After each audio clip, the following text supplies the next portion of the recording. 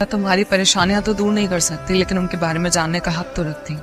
परेशानी जानने का जिक्र करने का मतलब है तमाशा देखना, और ये कहना कि तुम परेशानी दूर नहीं कर सकती बिल्कुल ऐसे ही है जैसे तमाशे पे तालियां बजाना। मैं तुम्हें नहीं छोड़ सकती। मैं तुम्हारे लिए नहीं हूँ शान से, ये बात तुम्हें समझ में क्यों नहीं आती? तू जिसके लिए उसे अपना लो, मैंने कब रोका? तुम्हारी मोहब्बत ये बात बर्दाश्त कर सकेगी? मेरी मोहब्बत जब तुम्हारी बेरुखी बर्दाश्त कर सकती है तो तुम्हारी खुशी क्यों नहीं कर सकती? उसने शादी से इनकार कर दिया, जानती हो क्यों? सिर्फ तुम्हारी वजह से। मेरी वजह से? मेरी वजह से वो क्यों ऐसा करेगी? उसको लगता है कि मैं तुम्हें खो दूंगा तो सब कुछ खो दूंगा। उसे यकीन दिला चुकी हूँ कि मैं इतनी कमजोर नहीं हूँ कि तुम नहीं मिलोगे तो मेरी मोहब्बत इंतकाम में बदल जाएगी। तुम मिली थी उससे? क्यों? उसने नहीं बताया था। और क्या कहा तुमने उससे? यही कि मैं तुमसे इतनी मोहब्बत करती हूँ कि इस मोहब्बत में उसे भी बर्दाश्त करूँ। ये नौबत ही नहीं आएगी।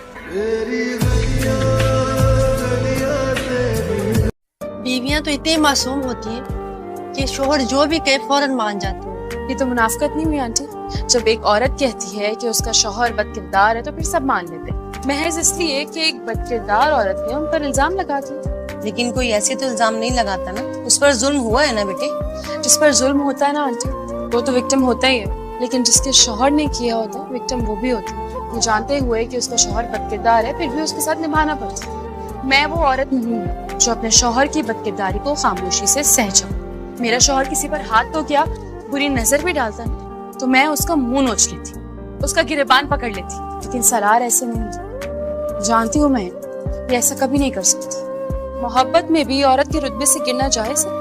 वैसे हमारी सोसाइटी में अगर किसी औरत के साथ हरासमेंट होती है तो कोई भी उस पर यकीन नहीं करता, और फिर एक ये साहिबा जैसी कोई आ जाए तो असली विक्टिम पे भी कोई यकीन नहीं करता।